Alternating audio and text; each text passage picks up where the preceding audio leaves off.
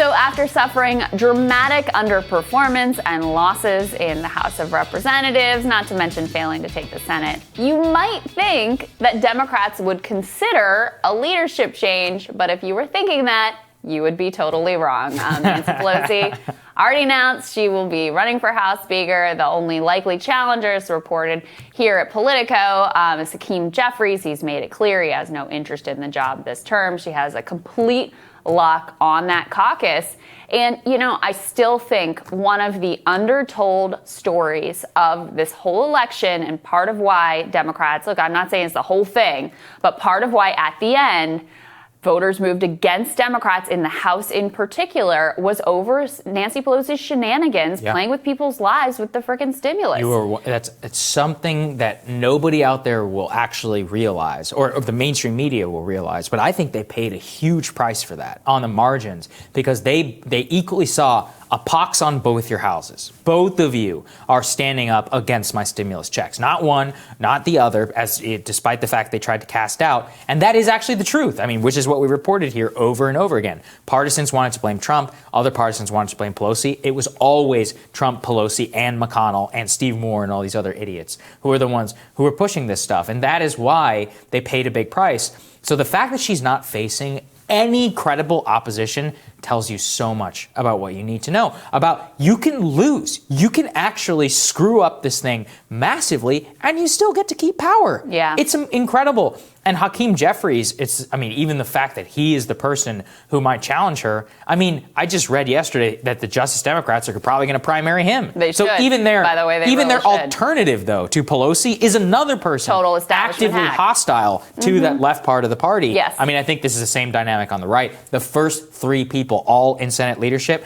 McConnell, John Thune, and John Cornyn, are all total establishmentarians. Not a populist bone in any three of them. Yeah, well, Pelosi's still living off of, being able to get health care passed more than a decade ago. Yeah, I know. Barely, right? The Republican health care plan. She's still living off of that. And listen, for Abigail Spanberger and Connor Lamb and all these people who are running around talking about how damaging AOC was to them and being tagged with her name and all of this, Republicans have been running on Nancy Pelosi is evil in race after race after 15 years. I mean, when I ran for Congress in 2010, that was the messaging against me. And let me tell you something. She has been an albatross around the neck of Democratic challengers. She has dramatically hurt the Democratic Party brand because for all the concern about, some of the cultural left and the woke culture, which I think is justified and legitimate, I think that, instinct to censor and to cancel rather than to engage, I think is incredibly toxic.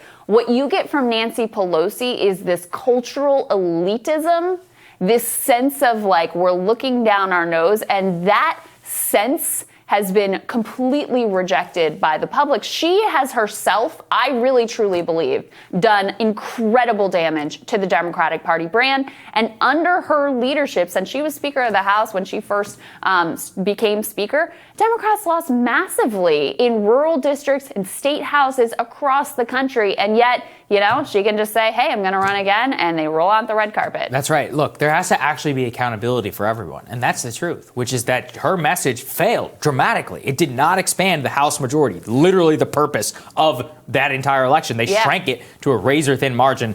Good luck negotiating in the next couple of years. And I think that, the fact that you can pay zero price, get reelected Speaker, face zero opposition in a caucus of over 200 people is insane. And you know what? She is an albatross around the Democratic Party. You're right. For as much as defund the police and all this stuff, 15 years, Nancy Pelosi. In my, hometown in College Station, anytime a Democrat ran, we used to have a Democrat who represented our town, who represented the most Republican district in the whole country of a Democrat.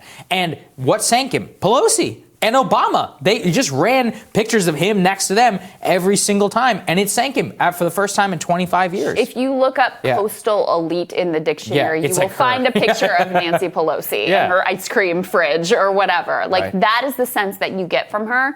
And I think it's been profoundly damaging to the Democratic Party brand. I think she's been a failure as a speaker. I think her gambit on the stimulus was disgusting, morally unconscionable, and ultimately rejected by the voters. And it disgusts me that she's just going to be able to walk back into the House speakership. It's a great job if you can keep it. It's great work. Tomorrow on Rising, we have another great show for you. I know you're shocked to learn that. We got friend of the show, David Sirota, on. He's going to talk about his latest reporting, and I'm really excited about this one. Andrew Yang is going to join us to talk about how the election played out and how Democrats should move forward. We love that guy. Plus, Jennifer Holdsworth and Emily Jashinsky, they're here on Team Rising. Remember to hit the subscribe button so you don't miss any of our videos. Don't forget to like and share as well, and we will see you all tomorrow. Have a great day, everybody.